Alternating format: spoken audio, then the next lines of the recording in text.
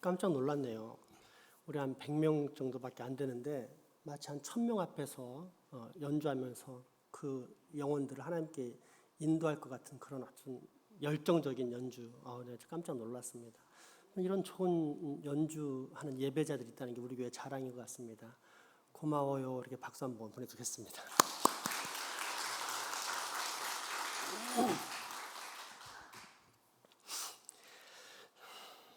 BC 400년경, 그러니까 주님 오시기 전 400년경에 느헤미야가 민족 재건의 사명을 가지고 조국에 돌아와 예루살렘 성을 쌓던 때는 매우 절망적인 시기였습니다.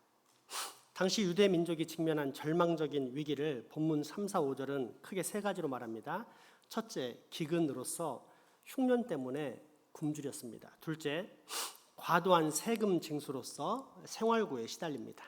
셋째, 과도한 이자놀이, 즉 고리대금의 횡포로 자식들까지 종으로 잡혀가는 비참한 상황이었습니다. 그렇게 백성들은 절망 속에서 울며 삶을 포기할 수밖에 없었던 것입니다. 하지만 느헤미야는 이 역경의 때를 얼른 헤쳐나갑니다. 어떻게 극복했을까요?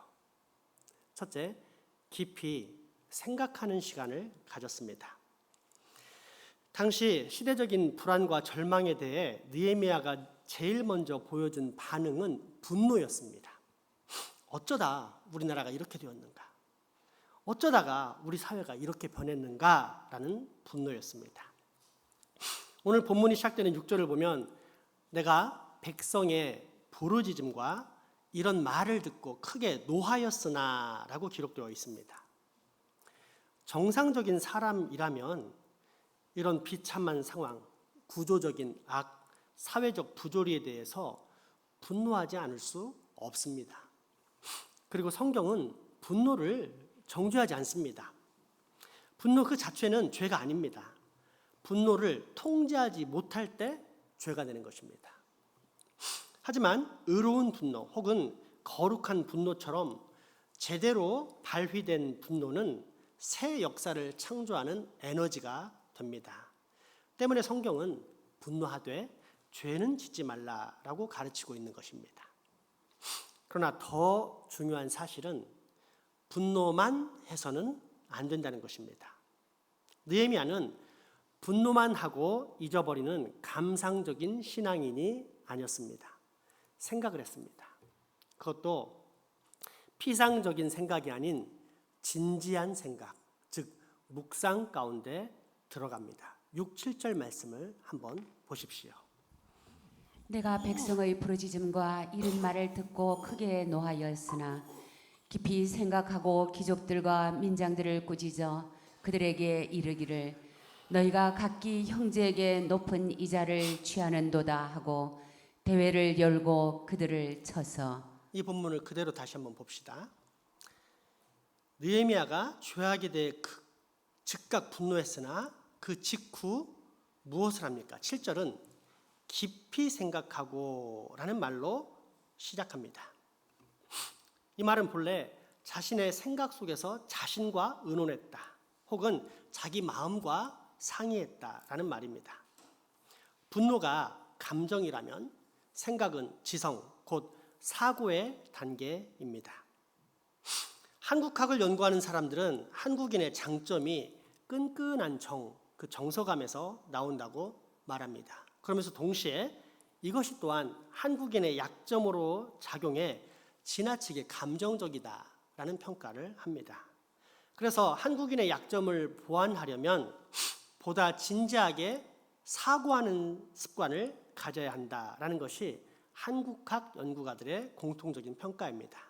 실제로 20세기의 대표적인 사회운동가요, 민족개명가로 활동하셨던 고 함석헌 선생님도 평생을 통하여 민중들에게 일관적으로 강조한 것이 바로 이 주장, 곧 생각하는 백성이라야 산다 였습니다. 무엇보다도 세상의 빛과 소금인 우리, 세상의 모델이 되어야 할 성경적인 그리스도인들에게 있어서 이 생각이란 정말 중요합니다. 그냥 주관적인 내 생각에서 멈추는 것이 아니라 하나님의 음성을 들을 수 있는 조용한 생각, 묵상으로 나아가야만 합니다. 여러분, 잔 물결 하나 없는 호수를 가만히 들여다보면 두 가지가 보인다는 사실을 아십니까? 하나는 투명한 호수에 비친 자기 얼굴이요. 또 다른 하나는 하늘입니다. 깊고 조용한 사고, 묵상 안에 들어갈 때 우리는 비로소 진정한 자신을 보고 또한 그런 자신을 향해 말씀하시는 하나님의 얼굴을 볼 수 있습니다. 그러므로 여러분, 고통이 오거든 역경을 당하거든 침묵하십시오. 그리고 하나님 앞에 엎드려 생각하기 시작하십시오. 깊은 묵상의 시간을 가지십시오. 그러면 비로소 칠흑 같은 역경을 뚫고 내려오는 한 줄기 하늘의 빛을 뚜렷이 볼 수 있을 것입니다. 둘째, 죄를 직면하는 용기를 가져야 합니다. 모든 고난과 역경이 죄 때문에 일어나는 것은 아닙니다. 그러나 어떤 고난은 분명히 죄로 말미암은 것입니다. 느헤미야는 고난 중에 신음하는 민족의 현실을 보면서 그 원인을 곰곰이 생각합니다. 그리고 마침내 백성들 가운데 만연한 죄들이 그 원인이다라는 사실을 발견하고 때문에 이 죄들을 직면하기로 결단합니다. 물론 표면적인 현상은 백성들 사이에 만연된 이자놀이, 고리대금업이었습니다. 하지만 고리대금업의 결과가 반드시 사람이 사람을 사고 파는 노예화로 이어지는 것은 아닙니다. 왜냐하면 사람은 하나님의 형상을 닮은 고귀한 존재, 하나님의 영광이 반사되는 존엄한 피조물이기 때문에 웬만해서는 사람들을 그렇게 함부로 취급할 수 없는 것입니다. 따라서 표면적인 고리대금업이란 이유보다 더 깊은 원인이 있을 수밖에 없는데 9절은 그 원인을 다음과 같이 밝히고 있습니다. 한번 읽어보겠습니다. 내가 또 이르기를 너희의 소행이 좋지 못하도다. 우리의 대적 이방 사람의 비방을 생각하고 우리 하나님을 경외하는 가운데 행할 것이 아니냐. 아멘. 발견했습니까? 만약에 우리가 내가 또 이르기를 너희의 소행이 좋지 못하다, 여기에 빨리 우리의 눈이 가고 이게 원인이다 라고 그러면 우리는 아직도 상당히 율법주의적이고 바리새주의적인 사람이라고 봐도 무방합니다. 정말 중요한 건 마지막에 있습니다. 무엇입니까? 우리가 하나님을 경외하는 가운데 행할 것이 아니냐. 쉽게 말하자면 하나님을 경외하지 않았기 때문에 이 모든 일이 발생한다는 것입니다. 도둑, 강도, 간음, 살인 같은 죄보다 훨씬 큰 죄, 아니 사실상 비교할 수 없을 정도로 가장 큰 죄가 하나님을 하나님으로 인정하지 않는 죄, 하나님을 왕으로 모시지 않는 죄. 그래서 실생활에서 하나님의 율법, 하나님의 율례와 법도를 지키지 않는 죄인데 바로 이러한 죄악 가운데 빠져있기 때문이라는 것입니다. 그래서 지금 이스라엘 민족이 하나님의 형상인 사람을 주고 파는 죄악을 아무런 거리낌 없이 행하고 있다는 뜻입니다. 성경은 절대 돈을 빌려주고 이자를 받는 행위 그 자체를 정죄하지 않습니다. 만약 이러한 행위가 정죄된다면 우리가 수시로 이용하는 은행은 비성경적인 행위를 하는 집단이라고 비방받을 것이며 또한 은행원들은 자신의 안위를 위해 그러한 기업에 기꺼이 협조하는 비신앙적인, 비양심적인 사람들이라고 욕먹을 것입니다. 그런데 성경이 그처럼 이자놀이에 대해 정죄함을 보입니까? 아닙니다. 더 깊은 문제를 지적하고 있습니다. 적당한 기업 이윤이 아닌 높은 이율이라는 폭리를 통해 어려운 이웃을 더 어렵게 만들고 그로 인해 사람의 인격과 생명을 하찮게 여기게 되는 죄입니다. 이 모든 것의 원인은 결국 하나님을 경외하는 삶, 즉 세상에서 가장 큰 죄를 아무렇지 않게 경유하지 않는 죄를 범하고 있다는 것입니다. 거기서 모든 죄악이 출발한다는 것입니다. 그러므로 여러분, 지금 우리는 이러한 죄를 정직하게 대면할 수 있는 용기를 가져야 합니다. 죄를 죄라고 인정하고 고백하고 대면하는 용기. 이것은 우리 그리스도인들이 가질 수 있는 가장 고상한 용기라 할 수 있습니다. 예수 믿으면 당장에 거룩해집니까? 죄를 안 짓습니까? 실수 안 합니까? 늘 하나님을 왕으로 모시고 살 뿐 아니라 단 한 번도 하나님의 율례와 법도를 어기지 않으며 살아갑니까? 아닙니다. 그리스도인들도 여전히 실수하며 죄를 짓고 잘못합니다. 따라서 이때 중요한 것은 잘못을 잘못으로 인정하는 자세입니다. 보통 건강하지 못한 그리스도인은 자신의 잘못을 잘못이라고 인정하지 않습니다. 대신 변명과 핑계로 일관합니다. 반면 건강한 그리스도인은 얼른 자신의 죄를 자백합니다. 실제로도 기독교적 문화권에 있는 사회일수록 미안합니다, 죄송합니다, 용서하십시오, 그러니까 I'm sorry, forgive me, excuse me 라는 같은 말들이 자연스럽게 흘러나옵니다. 뭘 말할까요? 이것을 반대로 적용하면 우리나라는 여전히 영적 후진국이라는 뜻입니다. 왜냐하면 우리나라에는 아직도 오리발 문화, 그러니까 잘못을 하고도 발뺌을 하는 문화가 만연한데 이것은 복음의 영향력이 극히 미미하다는 사실을 반증하는 것입니다. 즉 전국 곳곳에 현재 7만 개가량의 교회가 있지만 정작 그곳에서 흘러나오는 복음은 대사회적으로 거룩한 영향력을 거의 끼치지 못한다는 이야기입니다. 물론 핑계 없는 무덤 없다는 말처럼 이는 다른 민족보다 체면에 익숙하고 사과에는 인색한 우리의 민족성 때문이라고 말할 수도 있습니다.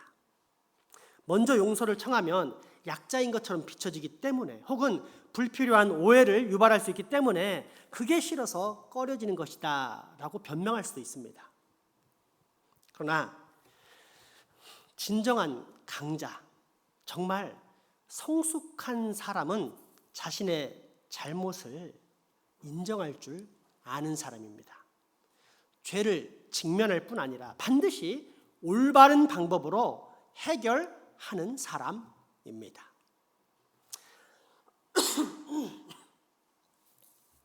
옛날 독일 프러시아 제국의 프레드릭 대왕은 아주 지혜롭고 경건한 믿음을 가진 왕이었다고 합니다. 그가 한 번은 감옥을 방문해서 죄수들에게 묻습니다. 자네는 무슨 죄로 들어왔는가? 수빈아, 너 무슨 죄로 들어왔어? 뭐라고 할래? 그러자 모든 죄수들이 와, 석방될 수 있는 좋은 죄를 얻었다, 왕의 사면권을 받을 수 있는 찬스다 하면서 호소하기 시작합니다. 자신은 아무런 잘못이 없는데 억울하게 걸려서 돌아왔다고 하소연하는 것입니다. 그런데 저쪽 구석에 있는 한 청년만 침울한 표정 속에 자기 죄를 시인하면서 자기는 벌을 받아 마땅한 사람이라고 자책하고 있었습니다. 이에 프레드릭 왕이 깜짝 놀라면서 간수들에게 이런 유명한 말을 남겼다고 합니다. 저 죄인을 당장 밖으로 내보내거라. 그래서 이곳에 계신 순결하고 무지한 분들이 절대 오염되지 않도록 하거라. 얼른 저 흉악한 죄인을 분리시켜라. 확실하게 구별시켜라.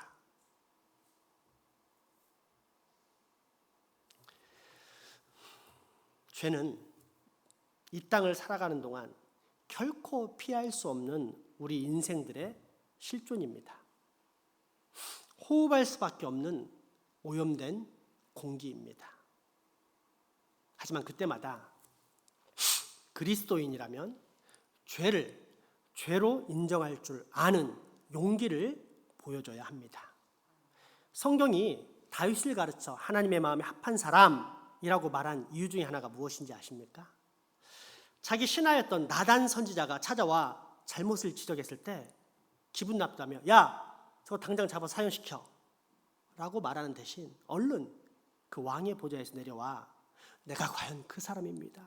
내가 하나님께 큰 죄를 범했습니다 라고 고백했던 그 용기 때문입니다. 그렇습니다. 고난과 역경의 시간은 자기 성찰을 요구하는 깊은 생각이 필요한 때입니다. 그리고 이때 주님께서 만약 그 원인으로 우리의 죄를 지적하신다면 우리는 더 이상 회피하지 말아야 합니다. 대신 이 죄를 인정하고 직면하는 용기를 가져야 합니다. 그러면 우리는 하늘에서부터 내려오는 충분한 힘과 능력을 받을 것이요. 그래서 현재의 모든 역경도 넉넉히 이길 수 있게 될 것입니다. 역경을 당할 때 이를 극복하는 마지막 세 번째, 그것은 우리 주님께 서원하는 태도입니다. 진정한 회개는 단순히 죄를 인정하는 데서 멈추지 않습니다. 회개에 합당한 열매를 맺어야 합니다. 죄를 회개했으면 죄에서 떠나야지 계속 죄를 반복하고 있으면 안 됩니다. 그것은 하나님을 우롱하는 행위입니다. 따라서 회개에 합당한 열매는 우리에게 언제나 필요한 것입니다. 그리고 이런 떠남, 이런 진정한 변화를 위해 하나님의 백성들은 구약 시대에서부터 서원의 전통을 실천해 왔습니다. 당장 누가 떠오릅니까? 야곱이 형 에서에게 쫓겨나 삼촌의 집으로 가면서 베델에서 하나님을 만나 서원하지 않습니까? 물론 신약 성경은 헛된 맹세를 삼가해야 한다라고 경고합니다. 그래서 우리가 맹세하는 것을 상당히 주저합니다. 그러나 이 말씀은 맹세나 서원이 불필요하다거나 무의미하다는 것을 말하는 것이 아닙니다. 말 그대로 헛된 맹세 또는 자신의 사욕을 채우기 위해 거룩하신 하나님 또는 그 하나님의 소유를 함부로 사용하는 잘못된 맹세를 의미합니다. 그리고 어떤 면에서 보자면 현대는 오히려 이런 서원의 전통이 필요하다고 여겨집니다. 죄를 짓고도 죄의 심각성을 모를 뿐 아니라 그것이 뭐 대수로운 일이냐는 사람들, 즉 그 죄가 하나님께 지은 죄라는 사실을 모르는 사람들을 위해서라도 말입니다. 특별히 고난의 시간, 역경의 시간을 지나면서 누군가가 이 역경이 죄의 결과라는 사실을 깨닫는다면 그에게는 지금 이때야말로 하나님 앞에서 새로운 미래를 결심할 때입니다. 하나님, 저를 용서해 주신다면, 그래서 이 괴로움과 고난에서 건져주신다면 이제부터는 다르게 살겠습니다. 바로 살겠습니다. 이렇게 살아가겠습니다. 라는 결심 말입니다. 지금 느헤미야는 이스라엘 백성들에게 바로 이런 서원의 결심을 촉구하고 있는 것입니다. 10절 말씀입니다. 나와 내 형제와 종자들도 역시 돈과 양식을 백성에게 구워 주었거니와 우리가 그 이자 받기를 그치자. 아멘. 느헤미야가 백성들에게 이제부터는 돈을 구워주되 이자 받기를 그만둘 것을 결심해라 라고 촉구하는 장면입니다. 뿐만 아니라 이후 11절에서는 이미 받은 분량 중에서 상당한 부분을 돌려보내라 라고 촉구합니다. 또한 12절에서는 그것을 제사장 앞에 가서 공개적으로 맹세해라 라고 하는 촉구까지 있습니다. 그런데 놀라운 것은 이 말을 들은 백성들이 모두 다 아멘으로 화답하면서 그대로 행했다는 것입니다. 13절 말씀 한번 확인해 보겠습니다. 내가 옷자락을 털며 이르기를 이 말대로 행하지 아니하는 자는 모두 하나님이 또한 이와 같이 그 집과 산업에서 털어버리실지니 그는 곧 이렇게 틀려서 빈손이 될지로다 하며 회중이 다 아멘 하고 여호와를 찬송하고 백성들이 그 말한 대로 행하였느니라. 아멘. 이스라엘의 새 역사는 그렇게 밝았던 것입니다.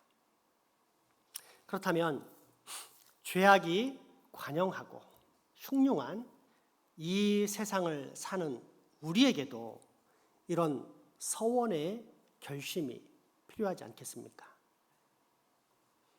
지금이야말로 우리 인생의 여정에서 주님을 향한 맹세, 곧 모든 죄악을 떨쳐내 버리고 오직 주님만을 경외하겠다라는 단호한 서원의 결심을 해야 할 때가 아니겠습니까? 지금으로부터 약 200년 전입니다. 영국에서 폭력배 서클에 가입해 있었던 17살 먹은 소년 하나가 유명한 당대의 부흥사 조지 휘필드 목사님의 설교를 듣고 회개한 후 아름다운 신앙의 시를 쓰기 시작합니다. 그러나 얼마 후 옛날 친구들이 유혹을 했고 그 유혹에 다시 넘어가 교회와 신앙을 떠나 죄와 방황 가운데 살아가게 됩니다. 그러던 어느 화창한 주일 아침 런던의 거리를 그냥 걷고 있었는데 마차 한 대가 옆에 서더니 혹시 교회 가십니까? 라고 묻더랍니다. 얼떨결에 예 하고 대답하자 부인은 타시지요 하면서 청년을 태웁니다. 교회로 가는 중 부인이 자기 이름을 소개하자 청년도 마지못해 자신의 이름을 알려줍니다. 제 이름은 로버트 로빈슨입니다. 그래서 부인은 깜짝 놀라며 다시 묻습니다. 그러면 혹시 시인이십니까? 쥐구멍을 찾듯 풀이 죽는 목소리, 기어가는 목소리로 로빈슨이 겨우 대답합니다. 예, 맞습니다. 그렇군요. 사실 저는 요즘 선생님의 시집을 읽고 있었습니다. 이 시가 선생님 작품이 맞지요? 복의 근원 강림하사 찬송하게 하소서 한량없이 자비하심 측량할 길 없도다. 부끄럽지만 할 수 없이 또 맞습니다 하면서 결국 솔직하게 고백합니다. 그런데 사실 저는 지금 신앙을 떠나 죄 가운데 살아가고 있습니다. 그러자 부인이 다시 이렇게 말합니다. 선생님은 이 시의 3절에서 이렇게 쓰시지 않으셨나요? 주의 은혜 사슬되사 나를 주께 매소서. 우리 마음은 연약하여 범죄하기 쉬우니 하나님이 받으시고 천국 도장을 치소서. 선생님의 시에 쓰인 것처럼 주님의 은혜 사슬에 선생님 자신을 매는 방법이 있는데 그것은 공개적 서원입니다. 어떻습니까? 오늘 아침 저와 함께 교회에 가서 공개적인 회개를 하시고 새 삶을 결심하시지 않겠습니까? 당시 영국 교회는 범죄한 사람이 그런 범죄한 사실에 대해 이처럼 공개적인 참회를 대중 앞에서 하고 더불어 다시는 그러지 않겠다라는 서원을 하는 모습이 일상화되어 있었습니다.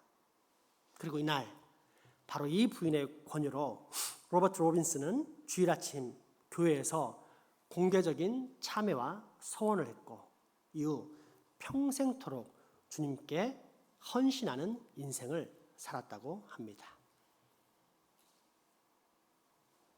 어떻습니까, 여러분? 로빈슨의 이야기가 남의 이야기처럼 들립니까? 아니면 바로 내 이야기, 즉 하나님께서 지금 이 순간 내게 전하시는 말씀처럼 들려오십니까? 만약 그렇다면 지금 이 순간 우리는 함께 서원의 결심을 해야만 합니다. 깊게 생각하고 용기를 내어 죄를 인정하면서 이제 후로는 하나님만을 경외하는 경건한 삶, 거룩한 인생이 되겠다고 하나님 앞에서 맹세할 수 있어야 합니다. 그러면 바로 이때 우리를 둘러싼 모든 고난과 역경도 하나둘 다 떠나가게 되어 있는 것입니다. 이 시간 이 서원을 먼저 우리 다 함께 찬양으로 고백해 보았으면 좋겠습니다. 찬송가 28장, 그 중에서도 특별히 먼저 제가 3절의 시를 낭독해 드립니다. 주의 귀한 은혜 받고 일생 빚진 자 되네. 주의 은혜 사슬되사 나를 주께 매소서. 우리 마음은 연약하여 범죄하기 쉬우니 하나님이 받으시고 천국인을 지소서. 아멘. 찬송가 28장 찬양하겠습니다.